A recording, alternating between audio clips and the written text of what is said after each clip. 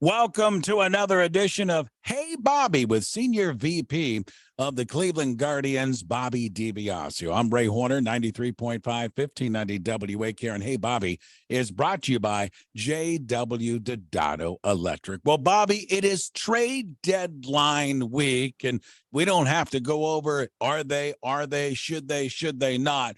But I thought you and I often talk about baseball history.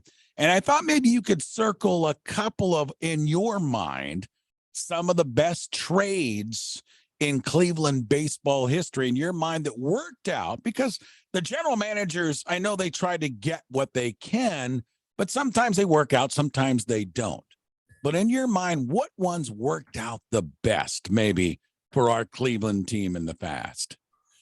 There are a number, Ray, of incredible trades that our front office has been able to pull off.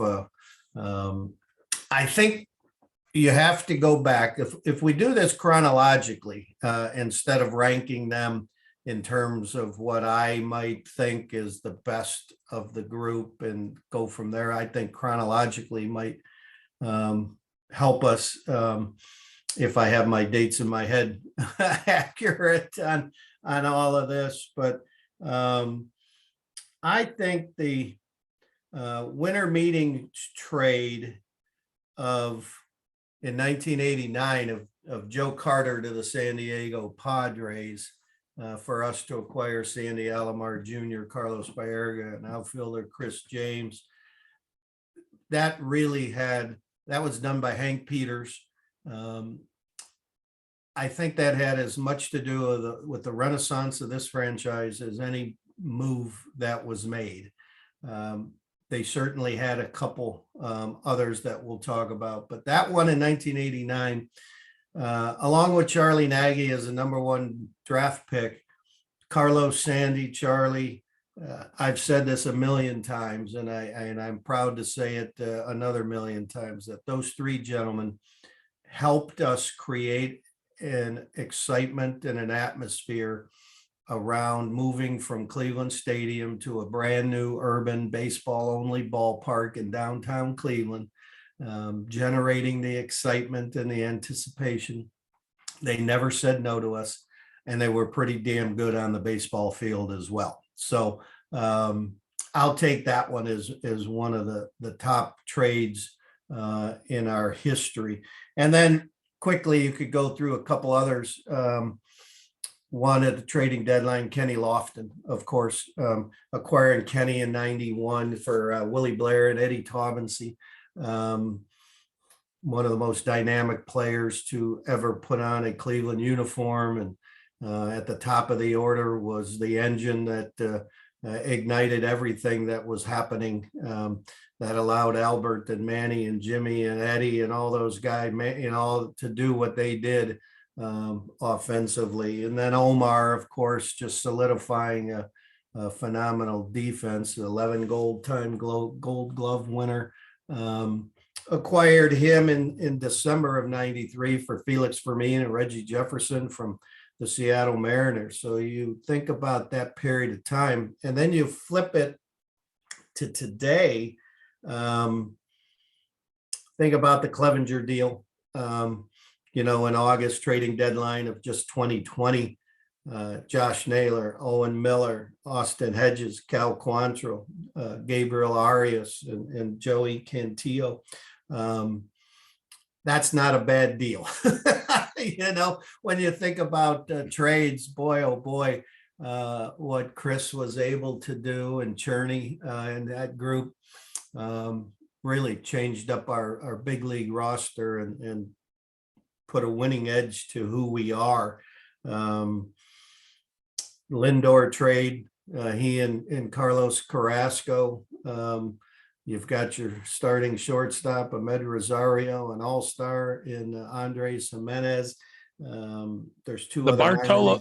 The Bartolo Colon trade wasn't too bad either, was it? No, you think about that one. That was what, 2002, I believe. And, you get Grady Sizemore and you get Cliff Lee and Brandon Phillips. And a quick story there, Ray, on how angry we were at the Montreal Expos public relations department because we had a deal, an embargoed deal, to not announce that trade until both games were completed. Well, Montreal is, I think, playing Pittsburgh, if I have this correctly, and there's a rain delay. Our game is over, and they're in a rain delay, and they decide to announce it. And we were waiting through the rain delay to, wait till the game was over to abide by our agreement. And they announce it, that we traded Bartolo Colon for Lee Stevens and 3 minor leaguers. And obviously our guys were not very happy with that because Lee Stevens was the 4th piece of that 4-man acquisition on our side. And so I always remember that part of that deal. Bartolo is one of the nicest, most incredible athletes you ever saw in your life. But to get a guy as athletic as Grady and Cliff Lee, a Cy Young Award winner, that's a pretty darn good deal. So we've had many, think about Corey Kluber, acquiring him for Jake Westbrook, and going on to win 2 Cy Youngs for you. I'll even go back to Andre Thornton at a winter meetings back in '76, acquiring Andre Thornton for Jackie Brown, and Andre Thornton ends up becoming the all-time #1 home run hitter in the history of 60-year-old Cleveland Stadium. Power hitter right in the middle of our lineups at that time.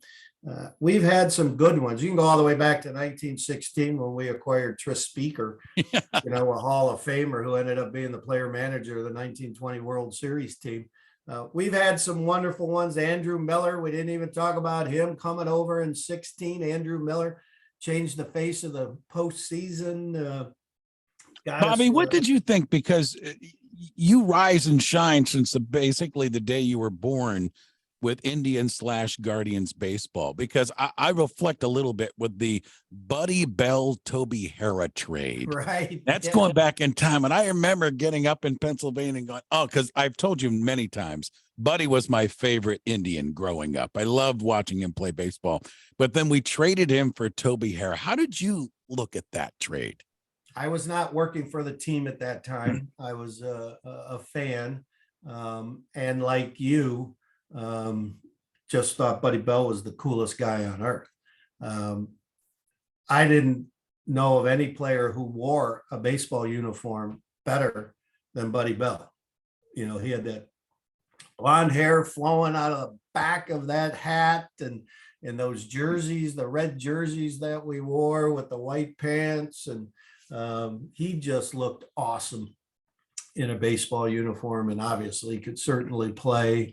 And so, yeah, like you, I was like, what? This one doesn't really make a whole lot of sense. And then I ended up working for the team when Toby Harrah was a player for us, and got to know Toby, and he and Mike Hargrove were best buddies, and got to know Toby and understood, what an incredible competitor. That guy was a hard-nosed SOB, man. He was a competitor like nobody's business. And so I got to know Toby and really enjoyed working with him. Senior VP with the Cleveland Guardians, my good friend Bobby DiBiasio with us with Hey Bobby, brought to you by JW Donato Electric. Now, segueing out of trades, but staying down the road, and you'll see where I'm going here, because this is a trade that did not work out in a different sport.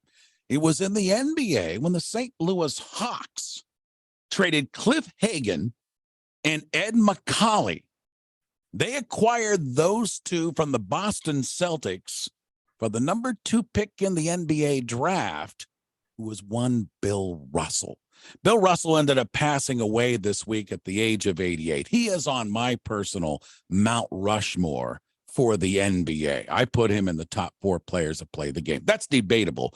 The bottom line is the guy was just a winner. He was also the first black head coach in North America of any team. That's basketball. That's football. That's whatever it is.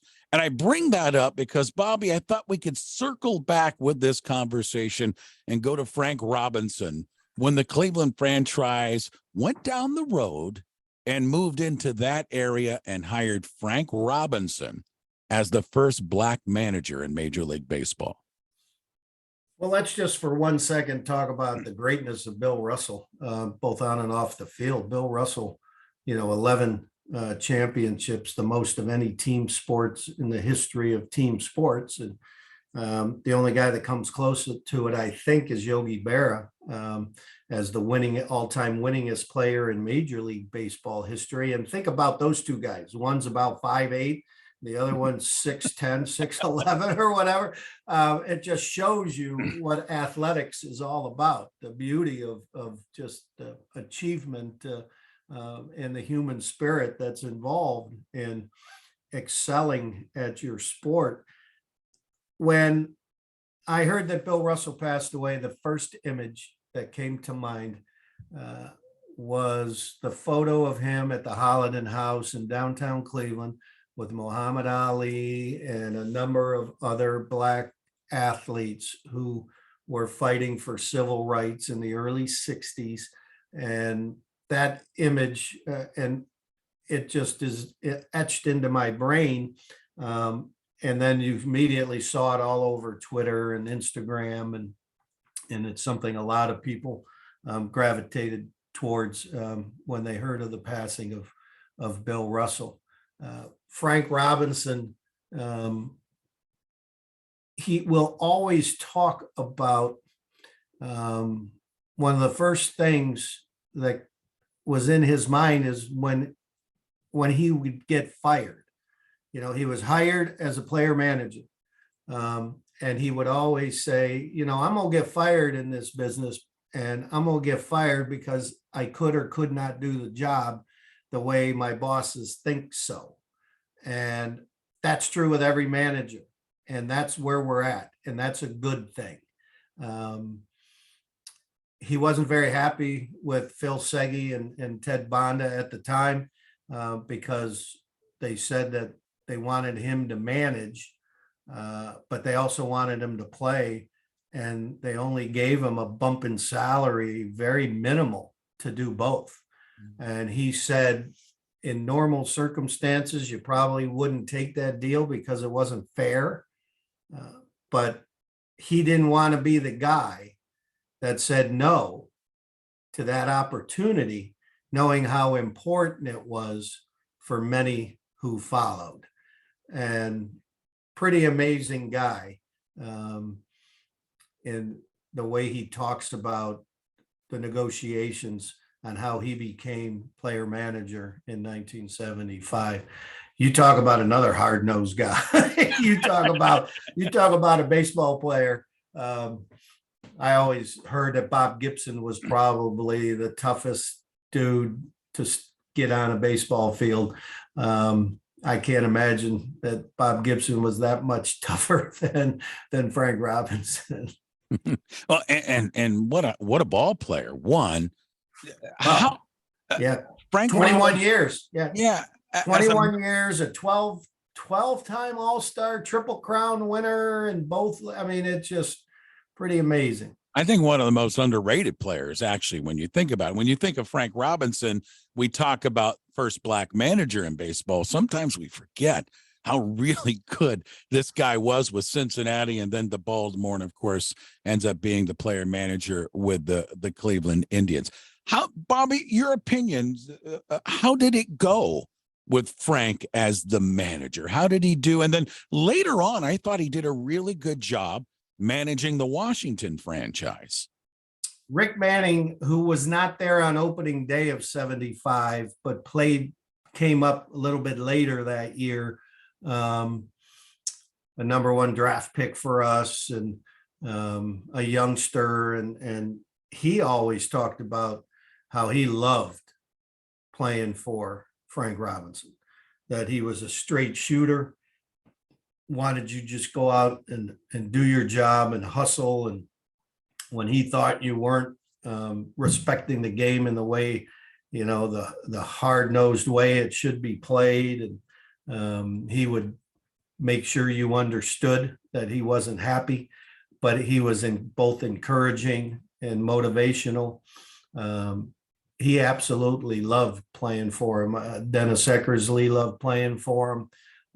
Guys that played at that time, I've asked them that question, and to a man, they, and that's all a manager. For those of us on the outside, whether we don't know all the ins and outs of why a manager decides to do X, Y, or Z during a game, because we're not privy to all the injuries and matchups and all the things that are happening. All you can do is talk to guys who played for people, and hadn't heard anybody say they didn't like playing for Frank. I heard a story one time of one of his former teammates. Speaking of the hard nose image, this is when he was playing for the Orioles, and he came out of the dugout, and the players are visiting each other around home plate and everything. And he was really irritated with some of his Oriole teammates. He said, "Why are you talking to those guys? We're going out there in the field. We're looking to kick their blank, blank, blank. Right. We're not their buddies on this baseball field." And that kind of exemplifies what you're talking about. I mean, he's old school baseball. Yeah, we had fun when we unveiled the statue of him at Heritage Park at Progressive Field, honoring that historic moment in April of '75 when he brought the lineup card to home plate. And for everybody listening, they know the story behind the fact that he wrote his name in as the designated hitter and then hit a home run in his first at bat. So pretty cool day in April of '75 on the lakefront against the New York Yankees. There you go. Another edition of Hey Bobby with Senior VP of the Cleveland Guardians, Bobby DiBiasio. He joins us each week. WAKR, WAKR.net, our Facebook page and YouTube channel. My friend, thanks for the visit again. We'll reconvene again next week with another edition. Always fun, Ray. Take care, sir. Go Guardians.